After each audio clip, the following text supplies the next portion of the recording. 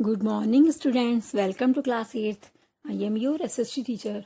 बच्चों, आज मैं आपको एसएसटी का लेसन 5 क्राफ्ट्स एंड इंडस्ट्रीज पढ़ाऊंगी।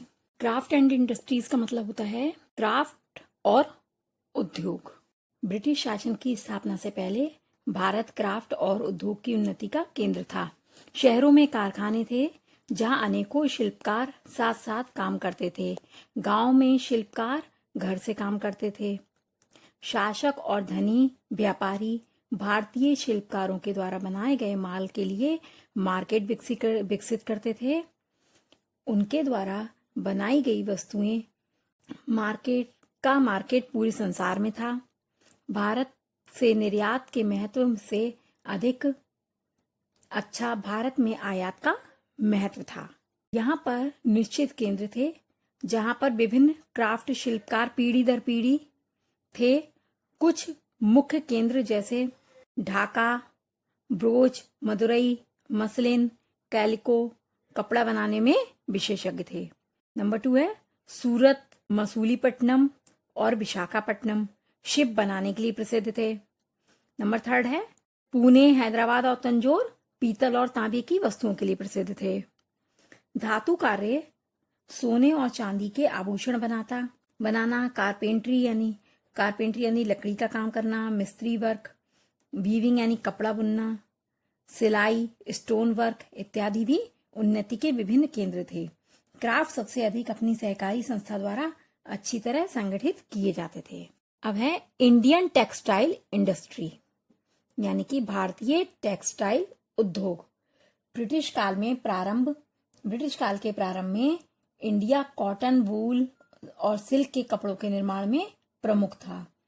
उच्च कोटि के टेक्सटाइल जैसे सेलिकस, मसलिन, डाई करे हुए, छपे हुए, बुने हुए कपड़े जो थे संपूर्ण संसार में बहुत लोकप्रिय थे। टेक्सटाइल इंडस्ट्री के मुख्य सेंटर थे।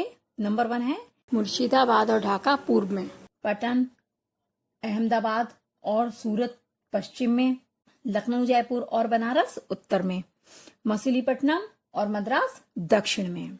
अब है डी इंडस्ट्रियलाइजेशन। डी इंडस्ट्रियलाइजेशन क्या होता है?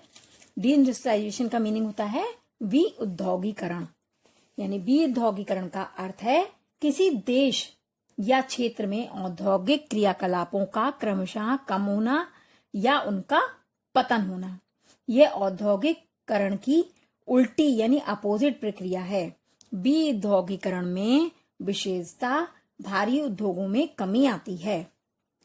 विउद्योगीकरण उद्योगों के द्वारा इनकम उत्पन्न करने का एक प्रोसेस होता है और बड़ी संख्या में लोग उद्योगों पर निर्भर करते थे। उनका तेजी से शीघ्रता से पतन हो गया। ब्रिटिश शासन के समय में भारतीय टेक्सटाइल के वर्कर्स का लगातार पतन होता गया क्योंकि कंपनी के एजेंट कच्चे माल की सप्लाई और तैयार माल का मार्केट दोनों चीजों को कंट्रोल करते थे। वे स्पिनर्स और वीवर्स को हाई रेट पर कच्चा माल खरीदने और लो प्राइस पर तैयार माल बेचने के लिए बाध्य कर देते थे।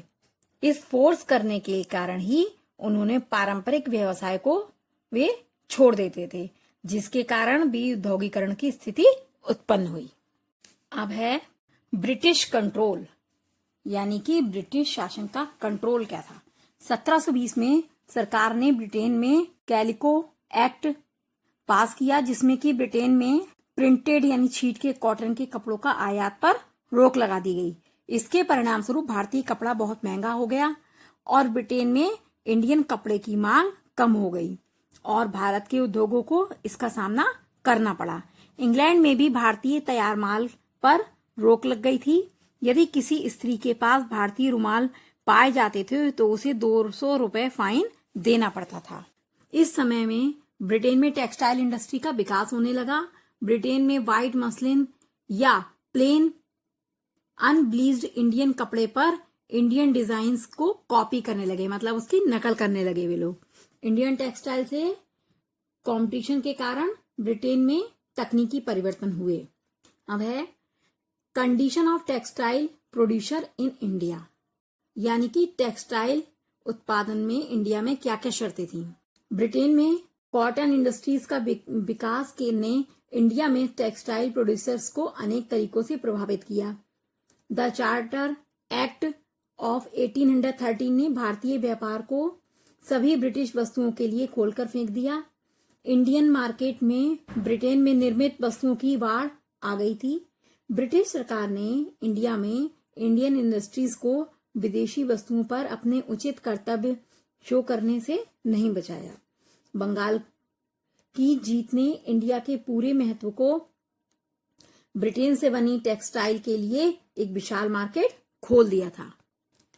ब्रिटिश एक स्वतंत्र तरीके से व्यापार की नीति का अनुसरण करते थे। इसने मशीन से बनी ब्रिटिश वस्तुओं को भारतीय टेक्सटाइल की अपेक्षा अधिक सस्ता बना दिया।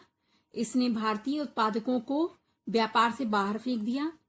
सन 1880 में भारतीयों ने भी ब्रिटेन के बने कॉटन के कपड़ों को पहनना शुरू कर दिया। हजारों ग्रामीण कार्यकर्ता जो अपनी जीविका सूती कपड़ा बुनकर और सूती धागे से कपड़ा काटकर जीवन व्यतीत करते थे, वे जॉबलेस हो गए, यानी कि उनके पास कोई रोजगार नहीं बचा। अब है Indian handicraft during the British period, यानी कि भारतीय हथकरघा ब्रिटिश के समय में। ब्रिटिश शासन काल में इंडियन हैंडीक्राफ्ट भारतीय शासकों पर सबसे अधिक ब्रिटिश के द्वारा शासन किया गया और राज्य भी उनके अंडर में थे।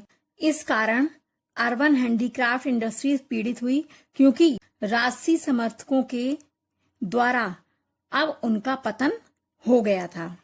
क्राफ्ट्समैन कंपनी के भ्रष्ट एजेंटों और अनेकों सहकारी संस्थाओं को लंबे समय तक कोई महत्व नहीं था। अब है कॉजेज फॉर द डिक्लाइन, यानी कि पतन का कारण। पतन के कारण यहाँ पर पतन के बहुत से कारण थे जिन्होंने भारतीय उद्योगों के पतन में अपना योगदान दिया था। उनके पतन के निम्नलिखित कारण हैं। नंबर 1 है ब्रिटिश कॉमर्शियल पॉलिसी, यानी कि इस नीति ने भारत में हथकरघा उद्योगों को बर्बाद कर दिया।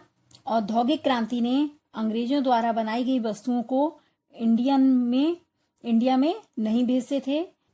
जिन भारतीय वस्तुओं ने ब्रिटिश मार्केट में प्रवेश किया उन पर ब्रिटिश सरकार ने बहुत भारी कर लगाया। नेक्स्ट है डिक्लाइन इन पैटर्न्स, यानी कि संरक्षण का पतन।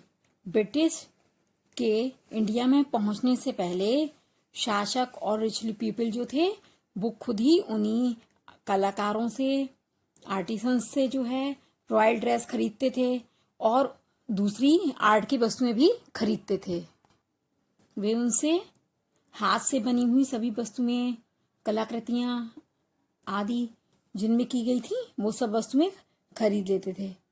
लेकिन ब्रिटिश के पहुंचने के बाद वे लोग जो थे कमजोर हो गए और क्राफ्ट्समैन और आर्टिसंस का जो संरक्षण था वो नहीं हुआ था और इस कारण उद्योगों का पतन होता चला गया, क्योंकि ब्रिटिश ने सब कुछ फिर अपने अंडर में ले लिया था और उन्होंने उनके उद्योग को पतन की ओर अग्रसर कर दिया था। बच्चों, अभी आपको मैंने एसएसटी का लेसन 5 आधा एक्सप्लेन किया है। नेक्स्ट क्लास में मैं आपको नेक्स्ट आधा एक्सप्लेन करूंगी।